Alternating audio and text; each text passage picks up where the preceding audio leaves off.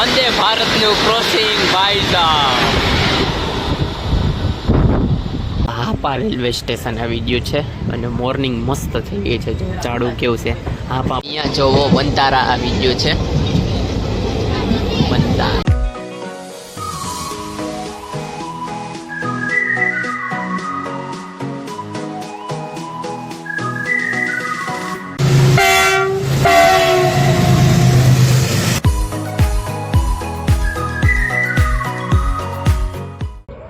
નમસ્કાર દર્શકો, કેમ છો બધા મજામાં? આશા કરું છું કે બધા મજામાં જ હશો. આજે હરખમાં એકદમ બ્લોગ સ્ટાર્ટ થઈ ગયો છે. કેટલા વાગ્યા છે જો ભાઈ સાહેબ, 11:05 બાકી છે. નીતિનભાઈ જવાય બેગ પેક, અહીંયા બેગ પેક અને એક સાઈડનું બેગ.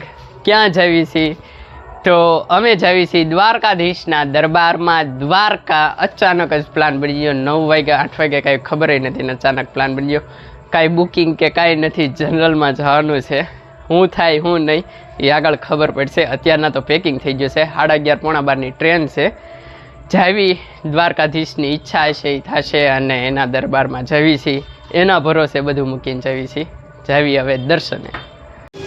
તો વેક 12ની એન્ટ્રી થઈ ગઈ છે. ગુડ્સ ટ્રેન જો, અને અમે રેલવે સ્ટેશને પહોંચી ગયા છીએ. હવે ગાડી આવે એટલી વાર બેસી જવી ગાડીમાં. તો રેલવે સ્ટેશને વાટ જોતા જોતા જો 12:05 બાકી છે. ટ્રેન હજી આવી નથી. ક્યારે આવશે કોને ખબર, કાંઈ ખબર નથી. એમાં રિઝર્વેશન નથી. તો ટ્રેન ચાલતી થઈ ગઈ છે અને ભાઈ સાહેબ જો બતાવી દઉં તમને વ્યૂઝ. થોડોક પવન સ્પીડમાં અને બોટાદના જંકશનથી બહાર નીકળે છે ટ્રેન. જો ગ્રીન સિગ્નલ છે આગળ. 2-3 સ્ટેશન ક્રોસ થઈ ગયા છે અને અત્યારના ગાડી એકદમ રફતારમાં ચાલે છે. અમે જો દરવાજા પાસે જગ્યા મળી ત્યાં બેસી ગયા જનરલમાં. રાજકોટ આવી ગયું છે ધીમે ધીમે ભાઈ સાહેબ. તો રાજકોટમાં એન્ટર થતી ટ્રેન.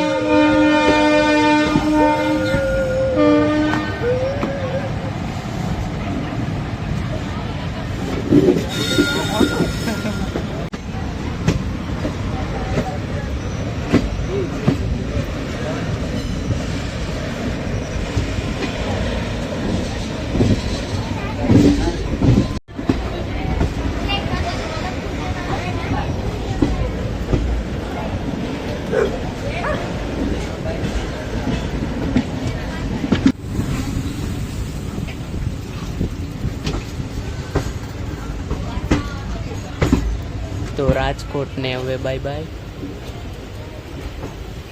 રાજકોટનું સ્ટેશન આવતા ટ્રેનને અમારી ઓલમોસ્ટ અડધી જર્ની ખતમ કરી નાખી છે. હજી 200 કિલોમીટર અને 16 સ્ટેશન આવવાના બાકી છે દ્વારકામાં. અને રાજકોટની બહાર નીકળતી ટ્રેન જો. નીંદરની વાત કરું તો થોડી ઘણી નીંદર થઈ. 2 કલાક ને એવી, અડધી કલાક પોણી કલાક એમ ધીમે ધીમે ભેગી કરીને વાગી ગયા છો. 4:15 થઈ ગયા છે. અહીંયા ભોગવાનો ટાઈમ હતો 3:45નો, એને બદલે half an hour late train. તો ગાડી જો ઊભી છે. કયા સ્ટેશન ઊભી છે નથી ખબર. વાગ્યા છે 6માં વાર છે હજી. અને આગળ રેડ સિગ્નલ છે એટલે કાંઈક ક્રોસિંગ વાટે ઊભી છે. જીત જામનગર આવવાની વાર છે. બાકી ઊભા છીએ જો. અને નીંદર થઈ ગઈ છે એકદમ આમ ગણતા. બાકી રેલવે સ્ટેશન સારું છે, ગમી ગયું. થોડુંક અંડર કન્સ્ટ્રક્શન છે. વંદે ભારતનું ક્રોસિંગ ભાઈ સાહેબ.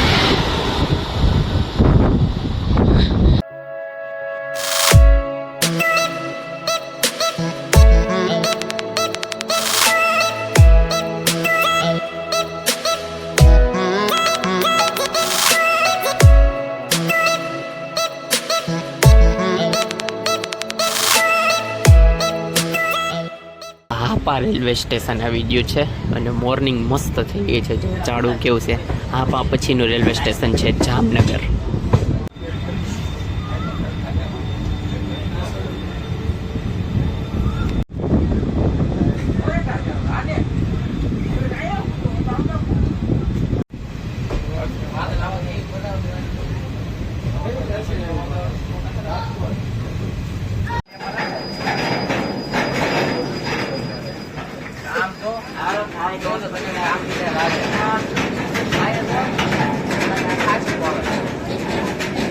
તો મસ્ત સનરાઈઝ થઈ ગયો છે અને ગાડી જો કોઈ સ્ટેશને ઊભી છે, લગભગ લાખા બાવળ સ્ટેશનનું નામ છે. મોર્નિંગની પહેલી ચાય અને રેલવે સ્ટેશન કંઈક જાય છે.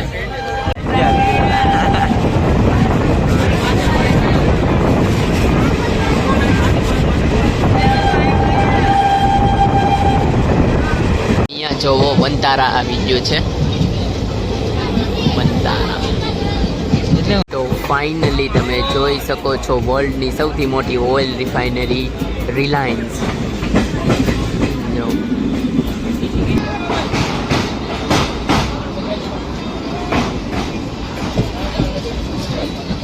કાનાલુસ જંકશનમાં એન્ટર થાય છે ટ્રેન.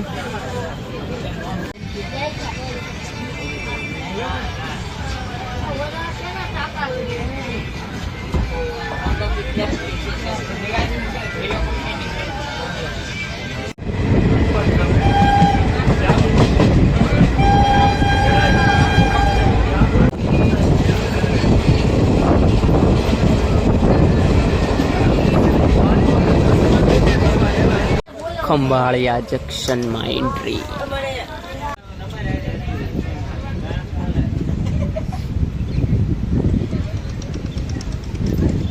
ઓલ રાઈટ જી, એક સ્ટેશન બાકી છે. અત્યારના ભાટિયા આવી ગયું છે. જો સામે ભાટિયા, ત્યારબાદ ઓખામટી, ત્યારબાદ દ્વારકા. એક સ્ટેશન દૂર આપણે માત્ર. જો સામે દૂર ટ્રેન આવે છે, દેખાતી નથી. જો એ ક્રોસિંગની વાઇટે હતા, એમાં અમને અહીંયા લૂપ લાઇનમાં ઊભા રાખ્યા હતા.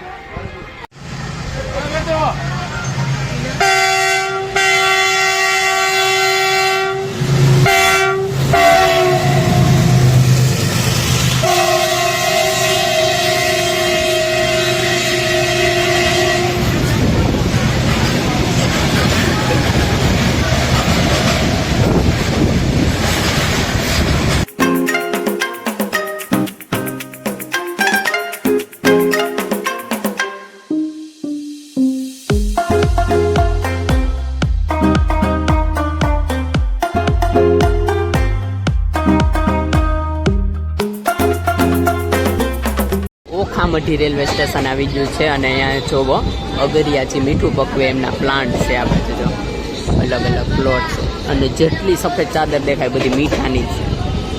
જોવો કર્વમાં એકદમ સ્ટેશન છે વણાકમાં ઓખામઠી. અને લોંગ વિસલ થઈ ગઈ, ગ્રીન સિગ્નલ થઈ ગયું છે, ગાડી ઉપડવાનો ટાઈમ.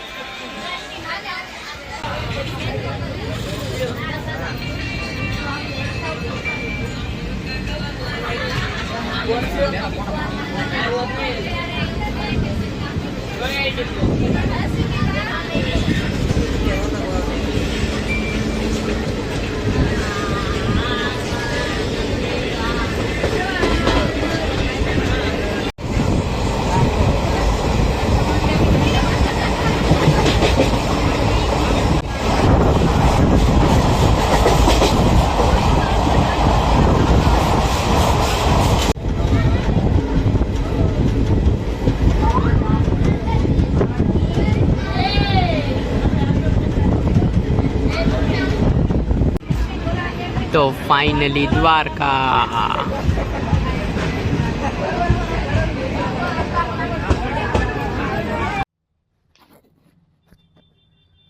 ઓલ રાઈટ જી, તો દ્વારકા તો અમે પહોંચી ગયા અને કઈ જગ્યાએ અમે ત્યાં રોકાણા છીએ, કઈ રીતના દર્શન કર્યા, અને બધી જ ડિટેલ આગળના બ્લોગમાં છે. આ જર્નીનો વિડીયો હતો. બોટાદથી અમે જે ભાવનગરથી ઓખા ચાલતી ટ્રેનમાં અમે સફર કરી, બોટાદથી અમે દ્વારકા પહોંચ્યા ત્યાં સુધીનું. તો હવેનું આગળના બ્લોગમાં તો આ બ્લોગને અહીંયા એન્ડ કરી દેવી. જો તમને બ્લોગ ગમ્યો હોય તો લાઈક કરજો, શેર કરજો અને મારી ચેનલને સબસ્ક્રાઈબ કરજો. તો મળીએ આગળના બ્લોગમાં. ત્યાં સુધી બાય. અને હા, ખાવાનું પીવાનું મજાની લાઈફ. Bye bye.